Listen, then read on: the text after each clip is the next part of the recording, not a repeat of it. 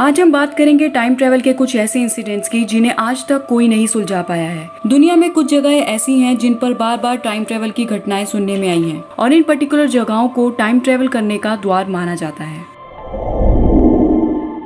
साल 1979 सिम्पसन और जिस्बी नाम का एक कपल फ्रांस से स्पेन जा रहे थे। रास्ता लंबा होने की वजह से उन्होंने डिसाइड किया कि वह रात किसी होटल में गुजारेंगे। इबिस मोटल फुल होने की वजह से वह दूसरा होटल ढूंढने लगे। ढूंढते ढूंढते वह पत्थरों की बनी रोड पर आ गए जहां उन्हें एक ओल्ड फैशन बिल्डिंग दिखी जिस पर उन्हें सर्कस की एड भी दिखी। फाइनली होटल मिलने पर उन्होंने वहां रहना सही समझा, लेकिन उस होटल में ना लिफ्ट थी, ना फोन और ना ही दरवाजों पर लॉक। उसकी जगह पुराने जमाने के चेन लॉक्स लगे हुए थे। वहाँ सब कुछ बहुत ही एंटीक था।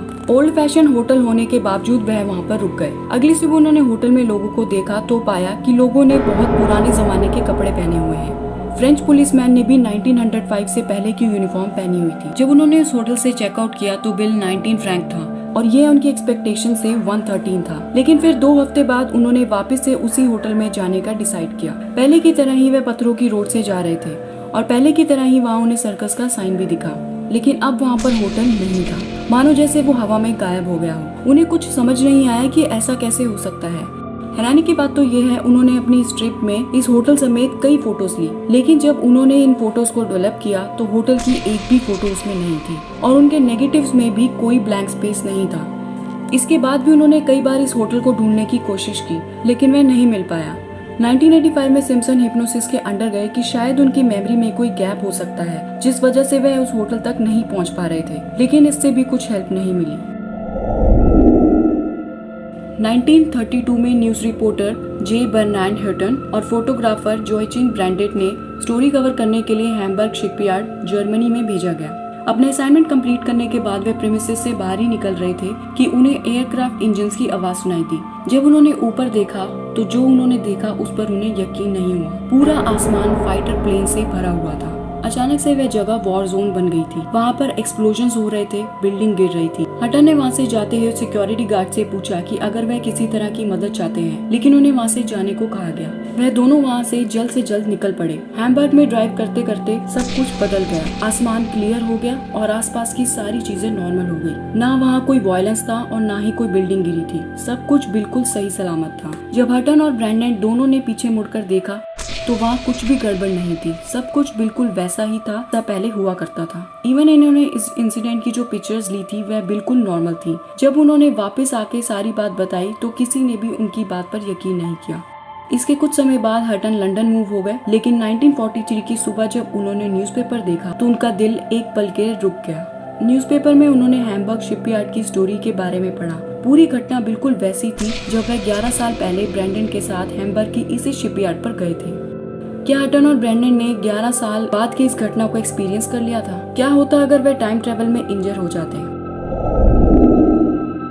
जुलाई 1996 में पुलिस ऑफिसर फ्रैंक और उनकी वाइफ कैरोल लिवरपूल शॉपिंग करने के लिए गए। सेंट्रल स्टेशन में दोनों को अलग अलग चीजें लेनी थी तो कैरोल बोल्ड स्ट्रीट के डीलियन बुक शॉप में जाने लगी और फ्रैंक रानेलेक स्ट्रीट के रिकॉर्ड स्टोर पर। 20 मिनट के बाद फ्रैंक की शॉपिंग खत्म होने के बाद वह वापस से बोल्ड स्ट्रीट अपनी वाइफ को बुक शॉप से लेने के लिए जाने लगे। तभी उन्होंने देखा कि वहाँ 1950s की बॉक्स वैन है। फ्रैंक को ये देखकर थोड़ा अजीब लगा, लेकिन फिर अपनी वाइफ को लेने बुक शॉप जाने के लिए वह रोड क्रॉस करने लगे। रोड क्रॉस करने के बाद उन्होंने देखा कि उस बुक शॉप की जगह वहाँ क्रिप्स नाम का क्लोथिंग स्टोर है। उन्हें कुछ समझ नहीं आया। जब उन्होंने अपने आसपास देखा तो सब कुछ बदल चुका था। लोगों ने 40s 50s के जमाने के कपड़े पहने हुए थे। उन्हें समझ नहीं आ रहा था कि कुछ मिनटों में ये जगह कैसे पूरी तरह बदल गई। तभी उन्होंने 90s में ड्रेस्ड एक लड़की देखी। तब उस लड़की को देख के उन्हें थोड़ी सी तसल्ली हुई कि वह अभी भी 1996 में ही है, क्योंकि वह ही एक ऐसी इंसान थी जो 96 के कपड़ों में थी। तो वह उसे फॉलो करने लगे। वह लड़की क्रिप्स क्लोथिंग स्टोर में जा रही थी और फ्रैंक भी फॉलो करते हुए उस स्टोर में जाने लगे। लेकिन जैसे ही दोनों ने वह स्टोर एंटर किया, वह वापस से डिलॉन्स बुक शॉप बन गया। फ्रैंक ने इस लड़की को आर्म से पकड़ा और पूछा कि क्या तुमने भी वैसा देखा? और उस लड़की ने जवाब में कहा, हाँ मैंने भी ये देखा, ये बहुत स्ट्रेंज था। फ्रैंक जैसी लिवरपूल की कई और ऐसे इंसिडेंट्स हैं जिन्हें आज तक कोई भी पूरी तरह नहीं समझ पाया है। वहाँ टाइम स्लिप के इंसिडेंट्स बार बार सुनने को मिलते हैं।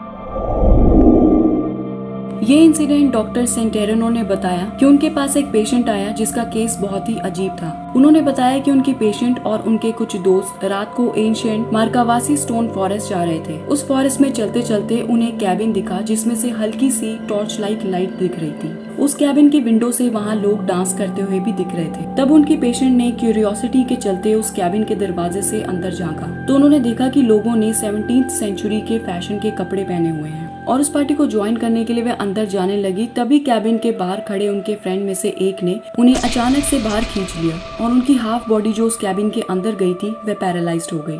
डॉक्टर सेंटेरेनो ने बताया कि उन्होंने उनकी इस पेशेंट के कई टेस्ट किए लेकिन उनके पैरालिसिस होने की कोई वजह नहीं मिल पाई। उनके अकॉर्डिंग उनकी पेशेंट टाइम स्लिप में उस पोर्टल के थ्रू जाने वाली थी लेकिन उनकी हाफ बॉडी एंटर करने के बाद ही उन्हें वहाँ से खींच लिया गया, जिसकी वजह से उनकी बॉडी में नर्वस सिस्टम का एनर्जी फ्लो चेंज हो गया और वह इंजर हो गई।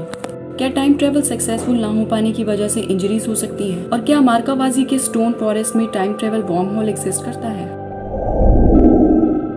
2 जनवरी 1950 को ब्रेचेन से 10 मील दूर एक कॉकटेल पार्टी चल रही थी। 55 साल की महिला मिस E.F. स्मिथ लेथम की रहने वाली थी। देर रात पार्टी करने के बाद वह अपने घर के लिए निकल गई। जब वह अपने डॉगी के साथ अपने टाउन जा रही थी तो रास्ते में डार्कनेस पिच ब्लैक थी जिसकी वजह से ड्राइव करना मुश्किल हो रहा था और मौसम भी खराब था। ब्रेचेन से 2 मील दूर मिस स्मिथ की कार एक गड्ढे में फंस गई लेकिन ना ही उन्हें कोई इंजरी हुई ना ही वह बेहोश हुई। कार को गड्ढे में से निकालने की तमाम कोशिश करने के बाद उन्हें अपनी गाड़ी वहीं छोड़नी पड़ी और वह अपने डॉगी के साथ उस गाँव की रोड पर चलने लगी। अब रात के 2 बजे थे। चलते चलते उन्होंने देखा कि वहाँ कुछ शैडोई फिगर हैं जिन्होंने डार्क कपड़े पहने हुए थे और वे फ्लेमिंग टॉर्च लेके जा रहे थे। ये लोग मिस स्मिथ से करीब 50 यार्ड्स की दूरी पर थे। वे सब जमीन पर बॉडीज को टर्न कर देख रहे थे जैसे वे अपने किसी जानने वाले को पहचान रहे हों। उनका डॉगी भी ये सब देख के गाउल करने लगा। डर की वजह से उन्होंने अपने डॉगी को भौंकने से रोक दिया। ये सब देखकर वह घबरा गई और वहाँ से जल्द निकल गई और फाइनली अपने घर पहुँच गई। लेकिन इस घटना के 20 साल बाद साइकोलॉजिस्ट डॉक्टर जेम्स मैकहार ने मिस स्मिथ का केस स्टडी किया और पूरी घटना के बारे में उनसे दोबारा पूछा। रिसर्च के बाद मिस स्मिथ को पता चला कि वे बैटल ऑफ नेचांसमेयर के बाद के सीन पर पहुंच गई थी और डार्क कपड़ों वाले वे लोग अपने रिलेटिव्स की बॉडी को ढूंढने आए थे और ये बैटल मई 20, 685 में हुई थी। मतलब मिस स्मिथ 20th सेंचुरी से 7th सेंचुरी में चली गई थी। अगर आपको टाइम ट्रेवल करने का मौका मिले तो क्या आप पास्ट में जाना चाहेंगे या फ्यूचर में?